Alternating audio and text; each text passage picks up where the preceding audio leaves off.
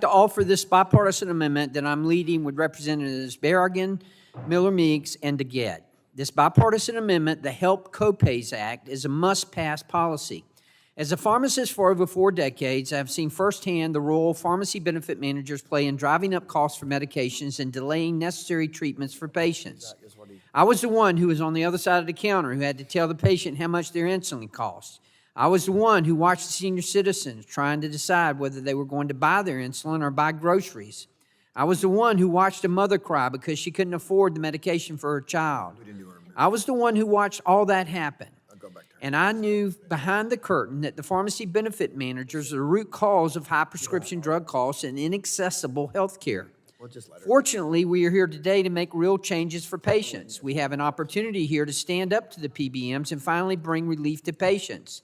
As we all know, PBMs have vertically integrated with the entire healthcare system.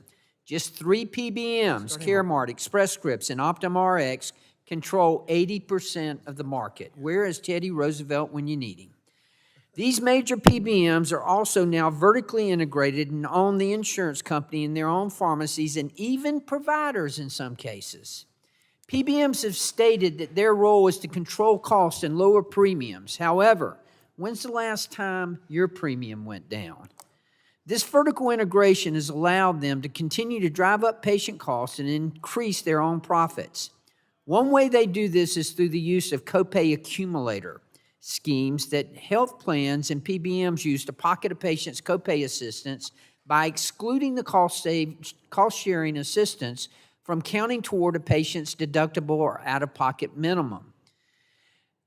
Only health plans and PBMs could take a program designed to reduce patients' out-of-pocket prescription drug costs and turn it into a money-making machine. After the copay assistance card runs out, patients can be hit with surprise 4-figure refill bills until the deductible or the max is met. My bill, the Help Copays Act, would bring much-needed relief to vulnerable and chronically ill patients by ensuring that all payments, whether they come directly out of a patient's pocket or with the help of copay assistance, count toward their out-of-pocket cost. Especially now, with inflation near 40-year highs, Congress must use all tools at its disposal to help vulnerable patients stretch the value of their dollar. Now, let me be clear. Opponents to this legislation are choosing to prioritize insurer and PBM profits over savings for patients. Accumulators are profit-making programs for insurers. They have no benefit for patients, but they have significant financial benefits for insurers and PBMs. The Help Copays Act would immediately reduce costs for patients at the pharmacy counter. We should act to end this practice. That is why the Help Copays Act is critical to make sure patients get the drugs that they need.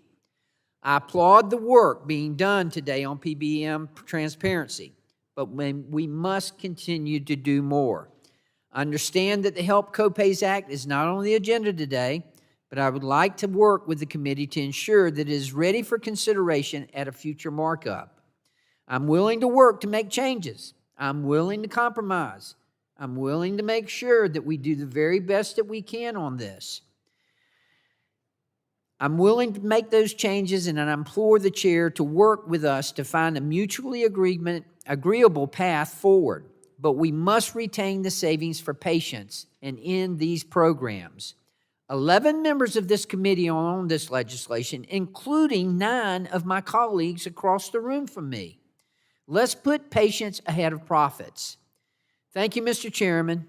And if no other members wish to speak on the amendment, I will withdraw my amendment and yield back. If there's someone who wants to speak, I'll be glad to hear from them. The gentleman yields back his